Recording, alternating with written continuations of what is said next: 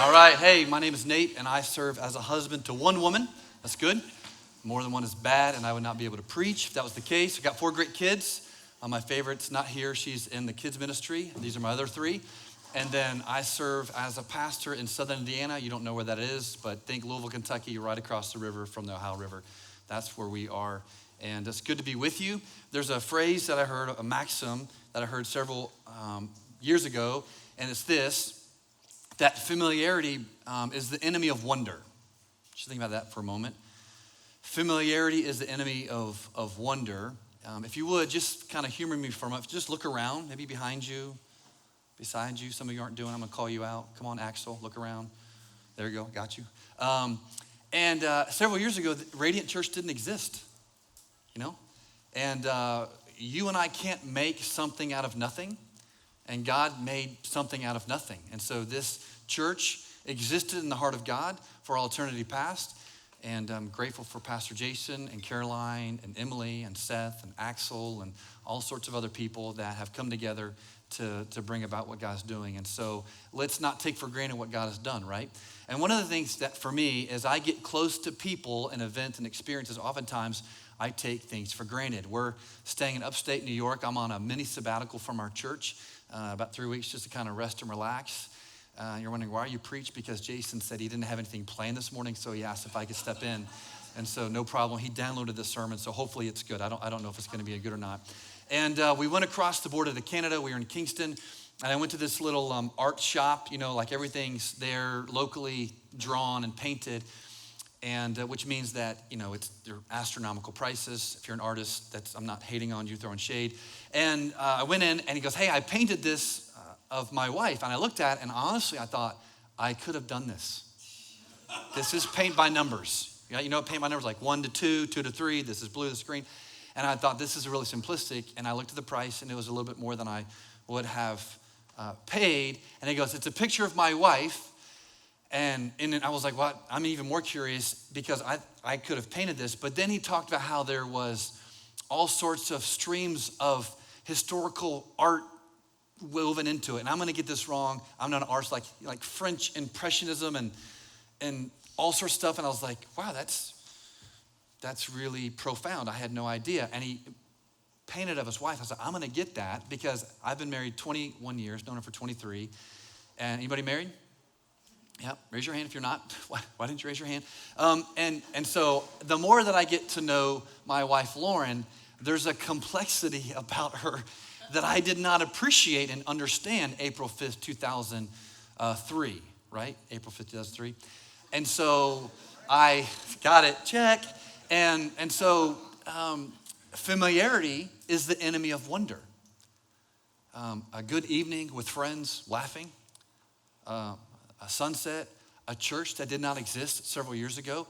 And as we segue into the word, oftentimes we get close to Jesus or seemingly relationally close to Jesus, but we don't see him for who he really is. I mean, Jesus is the King of the universe. He's the Christ. He's the Lord, the Messiah. He's your friend, right? The word says that there is no greater love than he who lays down his life for his friends.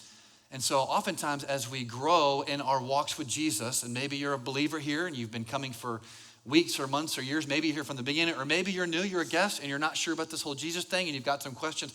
I want you, as you get close to Jesus spiritually, he's an amazing person. There's no one like him. And so here's the only thing I want you to walk away this morning is I just want you to see Jesus for who he is. We're going to be in Mark chapter 4, verses 35 through the end of chapter 5. And you're thinking, did you say chapter 4, 35 through the whole chapter? I've got plans. I don't want to be here forever. So I'm going to be real quick, but if you will, let's stand to read the Bible. I know that's a little different, but let's stand to read Mark chapter 4. It's going to be on the screens. And so let's read this out loud together, all right? I think one of the ways that Francis Schaeffer said, a theologian, philosopher who lived many years ago, said, had we not have the special revelation, God revealing and disclosing who he is in the Bible, we would know him in terms of a general sense, but the specificity of his character, his personhood, his ways, his promises, we would not know. So God in his kindness has revealed himself in detail in the word. And so there should be a reverence for the Bible because it tells us about who God is, who we are, and how we can flourish as men and women. All right, let's read this out loud together. On that day, when evening had come, he told them, let's cross over to the other side of the sea. So they left the crowd and took him along, since he was in the boat, and other boats were with him. A great windstorm arose, and the waves were breaking over the boat, so the boat was already being swamped. He was in the stern, sleeping on the cushion. Come on, Jesus, what are you doing? So they woke him up and said to him, Teacher, don't you care that we are about to die? He got up, rebuked the wind, and said to the sea, Silence, be still. The wind ceased, and there was a great calm. Then he said to them, Why are you afraid? Do you still have no faith? Which, by the way, he doesn't ask that question to anybody else but the disciples. He asks it regularly. Why do you have no faith? So if you often identify with the disciples, man, they're sluggish. What's the deal? Get their act together. He's talking to the disciples, and he's probably talking to you too, all right? Who then is this? Even the wind and the seas obey him. All right, you can be seated. This is God's word written down for you and for me. Now, there's a lot going on in this passage as well as chapter 5. There's 4 events or 4 scenarios, if you will, that we're going to look at ever so quickly. You've got Jesus in the boat, and then immediately you've got Jesus and what has been called the demon-possessed man. Other translation, other passages, it's the Gerasene demoniac, or he's possessed by demons. And then you go right into a woman who had a blood flow problem for 12 years, had a physical problem where she tried to get help and nobody could help her. And then you have a guy named Jairus, who's an affluent, influential individual who has a daughter who's really sick, who ends up dying. So four events that are all pointing us to this big idea that you'll see on the screen. See Jesus for who he is. See Jesus for who he is. And often go back to that principle I said in the beginning. Familiarity often is the enemy of wonder. We're not astonished and a spirit of awe and amazement for who Jesus is, because oftentimes we become familiar with Jesus. And I hope and pray, and I really have been pastor's honored that I've been praying for this time, that for those of you who are Christians, you would see Jesus, not in a new light, but you would see him afresh. And that the Spirit of God, whose job is to point us to Jesus, that you would see him and you'd be moved to wonder, you'd be moved to worship. For those of you who are not Christians, I pray and hope that there would be something in the songs and the prayers and the word that's preached that would move your heart to believe and trust in Jesus, because he loves you and he's for you. He's not against you, all right? So there's these first 2 exchanges. You've got Jesus, hey, let's take a boat ride. And there were several disciples who had fisherman background, and they know that oftentimes you could be on the boat, in a moment's notice, there could be this, in other translations, a tempest or a great storm arose, and Jesus is sleeping, okay? I just find it fascinating. We see the humanity of Jesus. Jesus is God in the flesh. He ate, he drank, he laughed, he cried, he was angry. He prayed, and even what Seth talked about, he prayed Psalm 22, my God, why have you forsaken me? In that moment, he felt the abandonment of the Father. It was one of those prayers that we should be thankful that the Father did not answer, because had he answered and brought a legion of angels to the protection of Jesus, which he could have, you and I would still be in our sin. But thank God that the Father left him in silence. So he was a human being. He was also God, and he's sleeping. Why? Is there some great theological underpinning to this truth? Yes, he was tired. He was tired, and so he's sleeping. Sleeping is a sign of a belief in God's sovereignty. Like, you know, people who say, I'm going to burn it at both ends. They stay up late and they pride themselves on getting early. Now when people say that, I think that they're idiots, okay? Because God has physiologically designed us to do what? Sleep. I used to think people who took naps were lazy people. I still kind of think that, but I'm growing in terms of my understanding that sleep is a good gift from God, and Jesus is sleeping, and the disciples say, hey, Jesus, do you not care that we are about to die? Does Jesus care? Yes, he does. What does Jesus do? He stands up, and in the original language, it's actually a little bit more harsh than peace be still. He actually tells the wind and the waves to shut up. You have these inanimate objects, wind and waves, who understand when the Creator speaks, they need to listen. And what do the wind and waves do? They stop. Have you ever been in a storm where in a moment's notice, it just stops. It's a little eerie. We used to live in Orlando, which is the armpit of Florida. And like, if you're gonna live in Florida, like, live in a place by the beach. Why would you live in Florida? Because God called us there, you know. And there it would rain like every day in the spring and summer, fall, like every day between 2 and 4, 3 and 5, 4, 6, like clockwork. And then a moment's notice, the palm trees would be swinging. Rain would be pelting the office window like horizontal rain. You wouldn't go out because, you would just get drenched. And all of a sudden, in a moment's notice, it would stop, and it was eerie.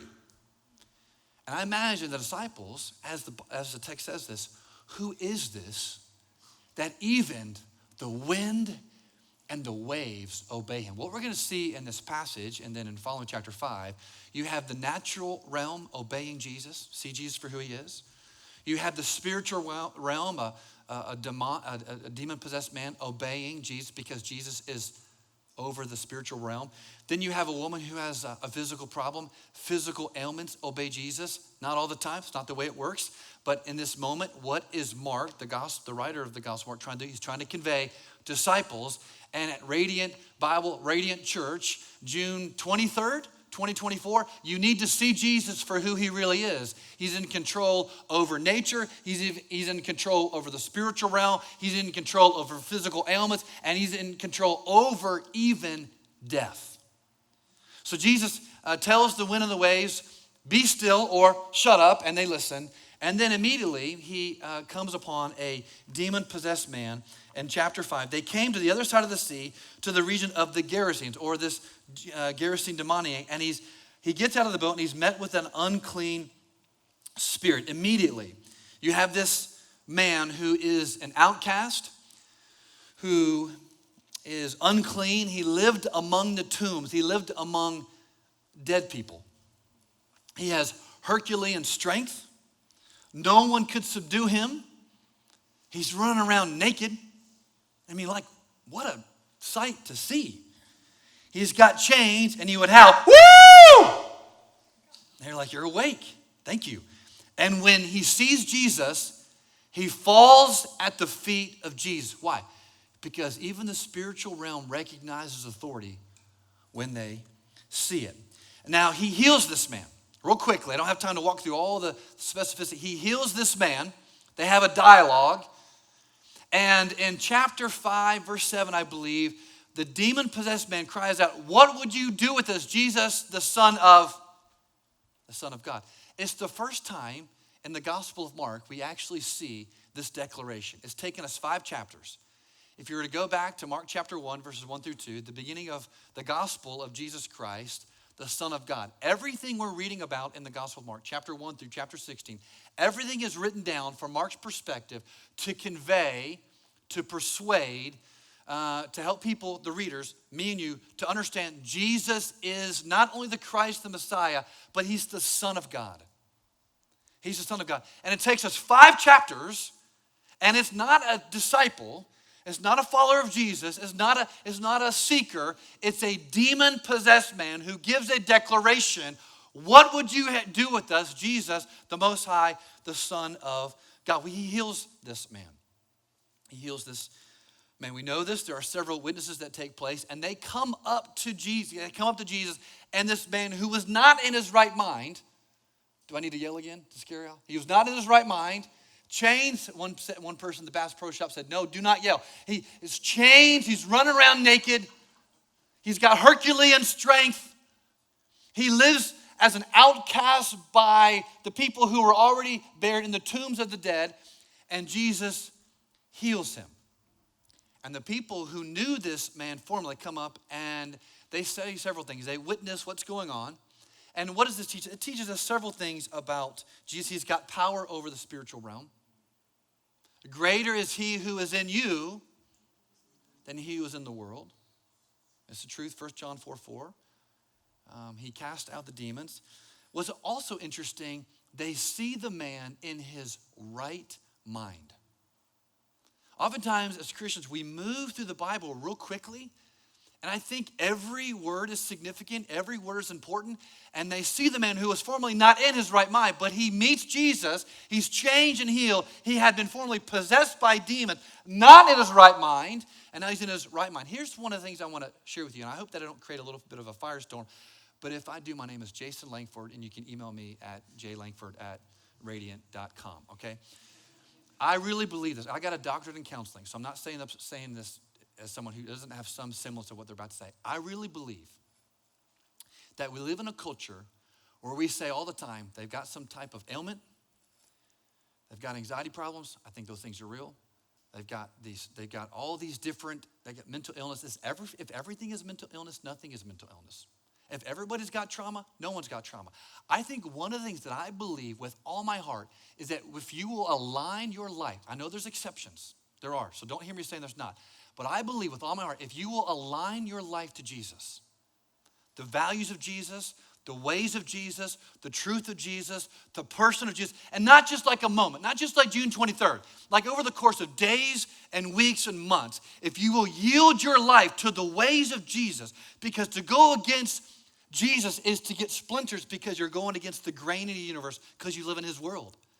But I think over the course of days and weeks and months and years, if you'll gather with believers, if you'll get together in groups like you have here at Radiant Church, if you'll be a man, woman of the word, if you'll talk to Jesus and listen to him talk back, if you'll confess sins and walk in repentance, I believe more often than not all the time, I think there's some serious mental, physical strongholds that people have in their life, but I think more often than not, you will be in your right mind. Because you're walking with Jesus. He has power over the spiritual realm, and this person has mental clarity. And then what does this guy do? He goes and tells people, let me tell you about this person that changed me. He doesn't have a seminary background.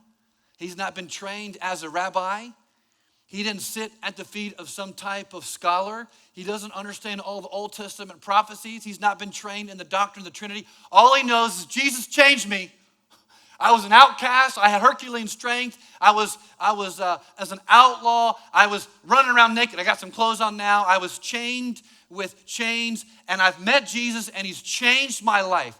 Here's what I want to appeal to you. If you see Jesus for who he really is, you just can't help to talk about Jesus. You just can't help to talk about Jesus.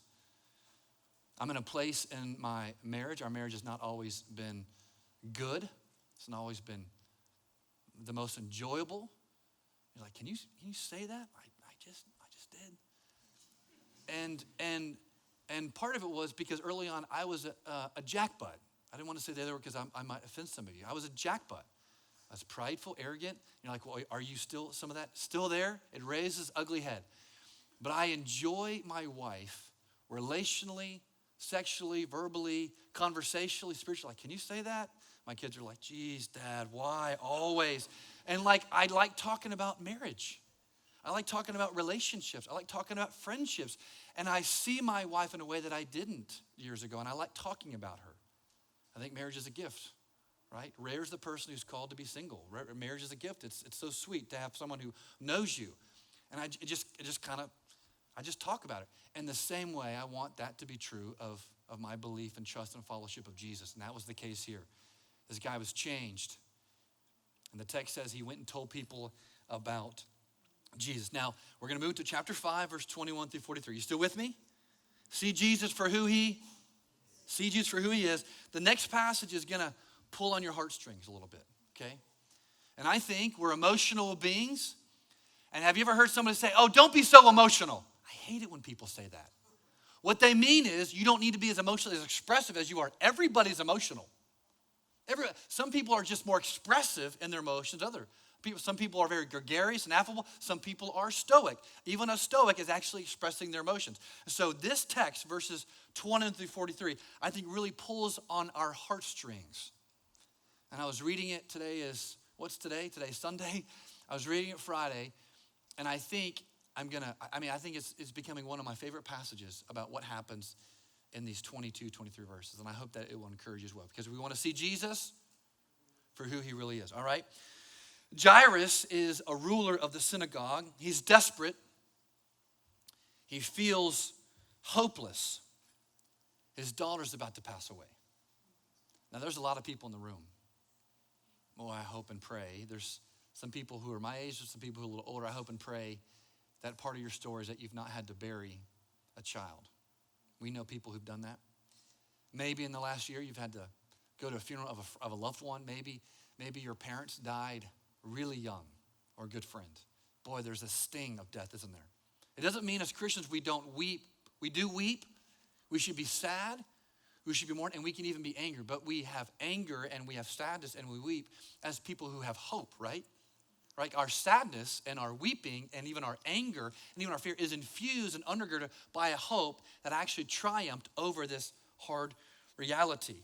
And so his daughter's about to pass away, and Jesus is compassionate. He moves towards people as he moves towards you and he moves towards me, and he's on his way to Jairus' house. A great crowd of people are following after Jairus. This is not done in secret, all right? So he's got an appointment. I'm going to Jairus' house, and yet there's somebody else who kind of comes into his life and disrupts seemingly his plans. Side note, as believers in Jesus, always be sensitive to what Jesus is doing in your life. Several months ago, I was sitting at a coffee shop in Southern Indiana. I didn't have anything for the next couple hours. It was glorious. Nothing. Just me and my black coffee, the way Jesus made coffee, which is black. No cream, no sugar. No, yes, sir, I received that, all right? I'm drinking my black coffee, and I had this woman pass by me. She was in her early 80s, and she looked at me and she says, "You look very comfortable."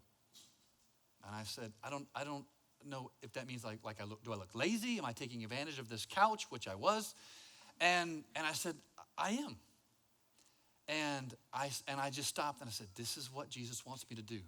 I don't know for the next amount of time. I was like, I hope it's not long, Jesus, because I got things to do. And her name was Dr. Faye Grekel. She just lost her husband. She grew up a Christian Scientist who don't believe in the deity of Jesus. She was a professor at Indiana University Southeast. She likes cappuccino. She learned to actually appreciate a cappuccino when she was Eastern Europe. I got all this over the next hour and a half. Then we met a couple weeks ago and we've built a friendship.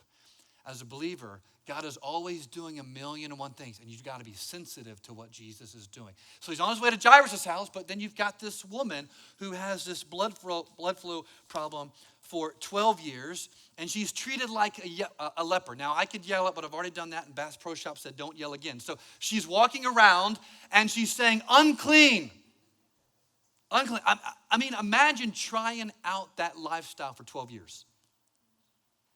Everywhere you went in this cultural, religious context, everywhere you sat, anybody you touched was going to be rendered ceremonially unclean because you had this blood flow problem.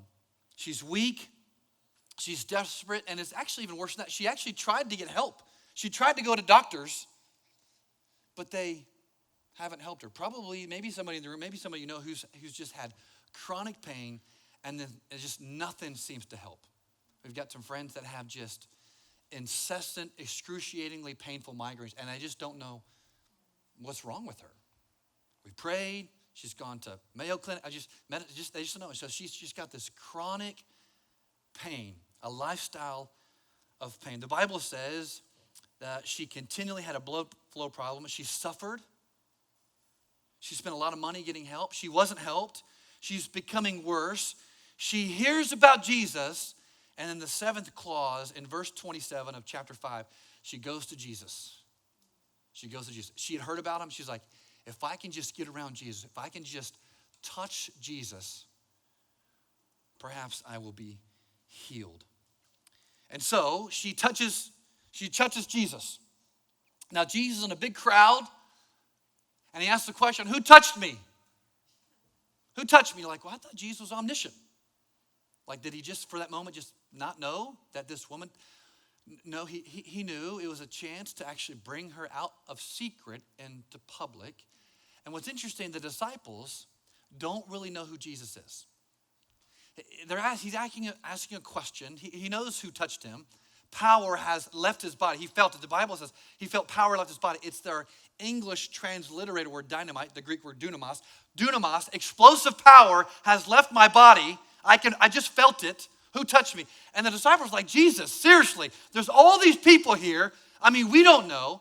The disciples do not see Jesus for who he really is.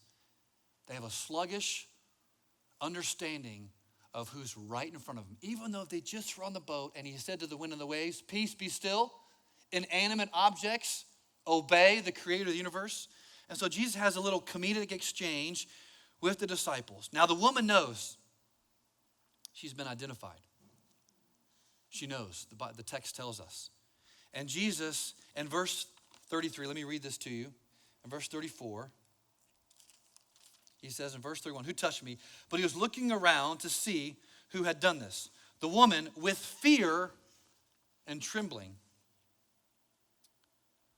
knowing what had happened to her, came and fell down before him and told him the whole truth. Daughter, which by the way, he addresses her with the term of affection. She's formerly an outcast, but he calls her daughter.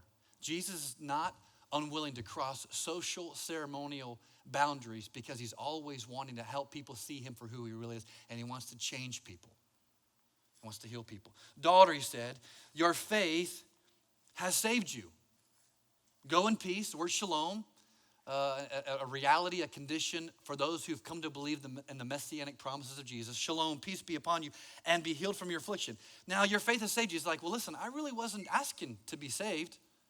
I just wanted to be healed of my blood flow problem. Here's what I want to tell you this morning, and a lot of you know this, maybe some of you don't. Your greatest issue in your life, the greatest problem that you have is that you're a sinner.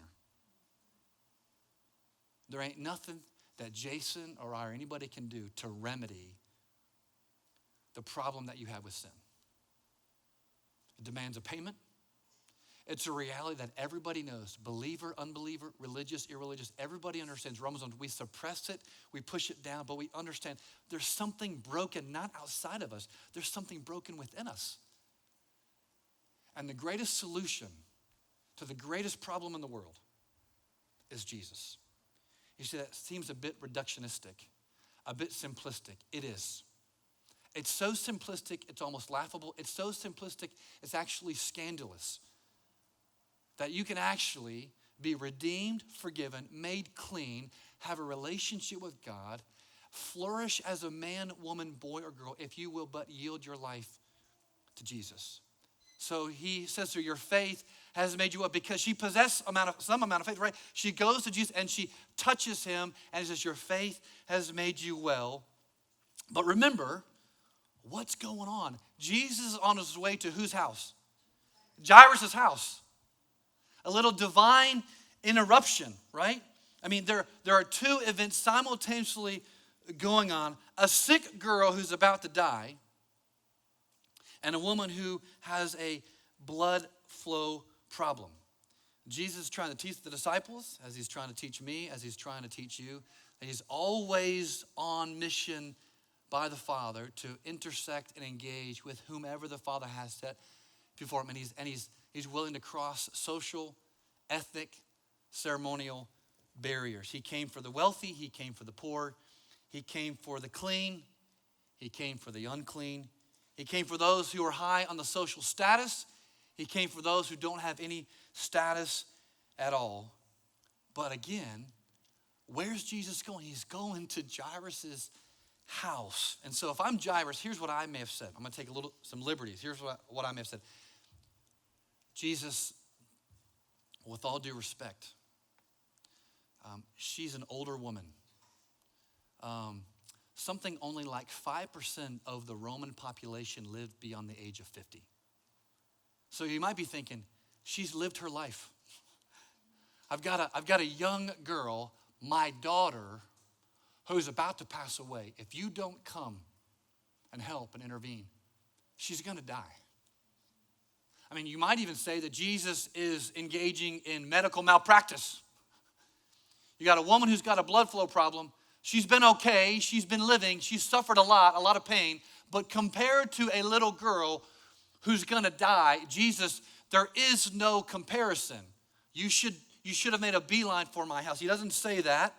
Of course, Jesus has a plan that he's working out. And as they're on their way, some attendants from Jairus' house come and meet Jesus and Jairus. And the Bible says, don't bother with the teacher anymore. Your daughter's dead.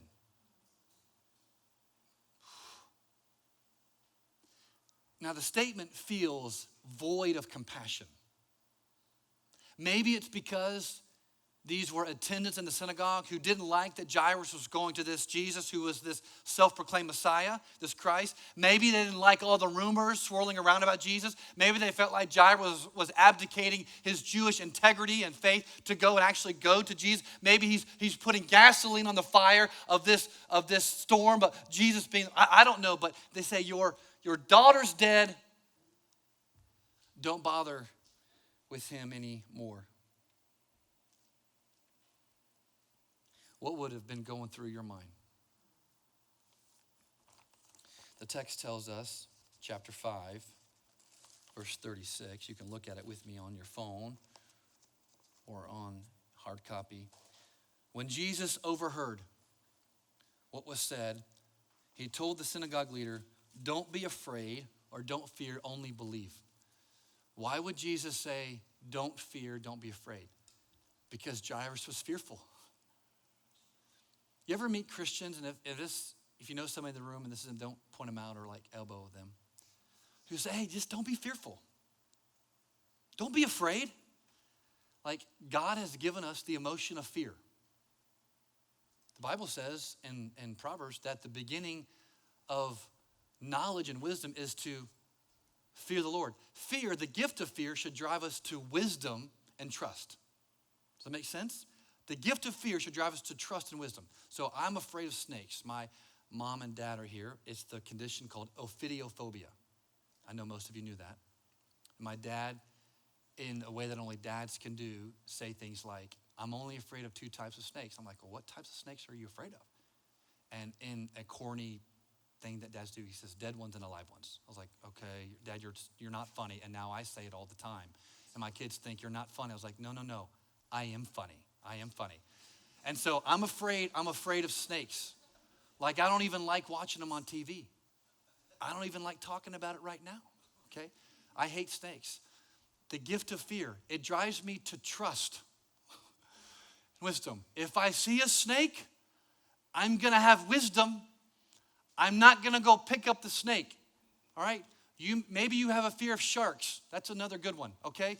Maybe you have a fear of bees. I didn't know I was allergic to bees until a couple years ago. I got stung in the face, and my face swelled up like the dude on Goonies. If you don't know Goonies, it's an American icon. You should go watch it. And my face swelled up, and I actually had to do a wedding later that day with a big, fat, chubby face. So, I don't know, maybe you've got a fear, but God gives us fear and should drive us to trust and wisdom. He says, "Jairus, do not fear. Don't be afraid. Only believe." Why? He wants Jairus and everybody else to see him for who he really is. And he wants you to see him for who he really is. They arrive at Jairus' house, and there are professional mourners. Perhaps you know this in that context. They would hire professional mourners, people that would have lamentations, and they would cry words of suffering and anguish. And he ushers them out of the house, and he says, "She's not dead. She's only sleeping." She's only sleeping. I want you just to compare, just for a moment, the healings that we're going to see. You've got an outcast versus a prominent member. One who came to Jesus in poverty and one who came to Jesus with great material blessing. You've got someone who was alive for probably around 12 years and somebody else who had about 12 years of a physical condition where blood flowed incessantly. Both were incurable. One is healed secretly and brought out into the public.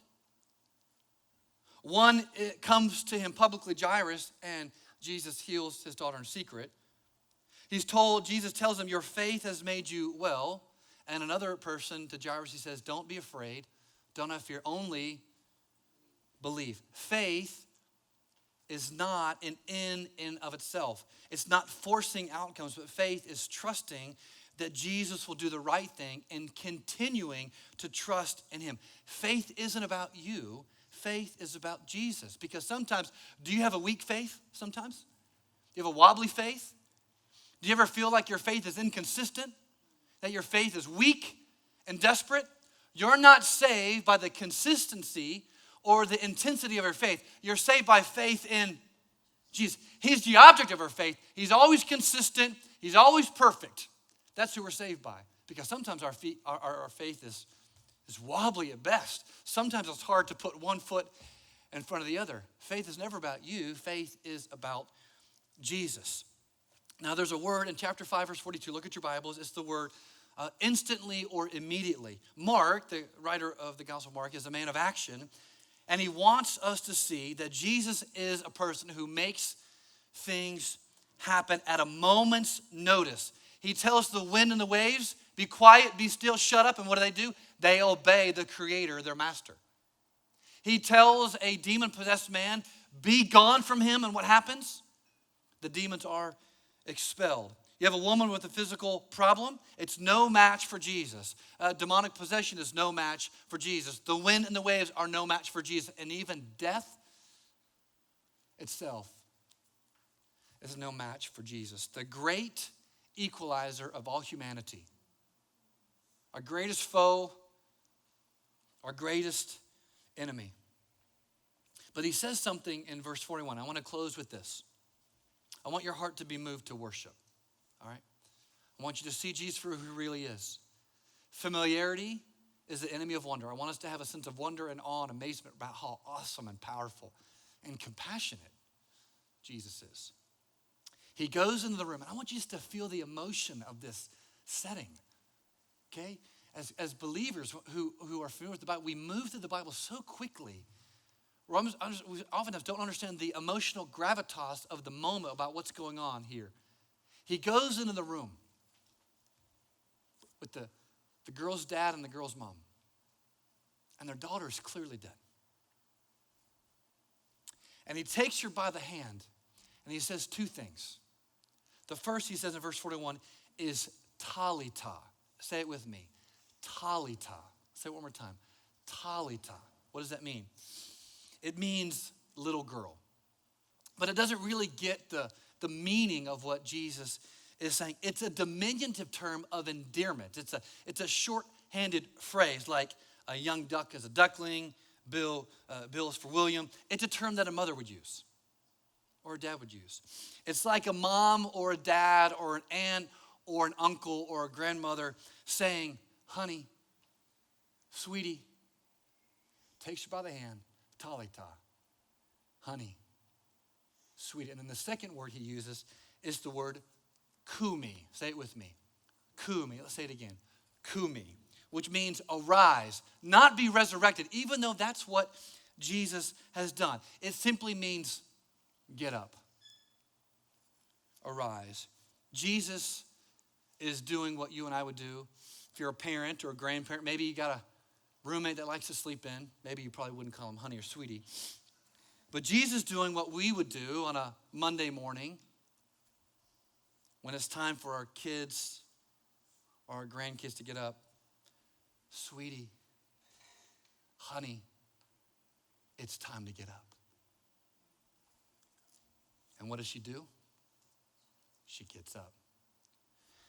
Jesus is facing the most serious, egregious, hurtful, damaging reality that we know, that is the equalizer of every person who has ever lived, that will ever live, the world's greatest enemy. And he takes her by the hand and says, honey, get up. Because if I have you by the hand, death itself is nothing but sleep as it yields to the Son of God. See Jesus for who he really is. Y'all, Jesus is worth every ounce and every fiber of your being lived in surrender and submission to him. He's amazing. He's powerful. He's compassionate. And as you see Jesus for who he really is, you want to align your life to his more and more. See Jesus for who he really is. All right?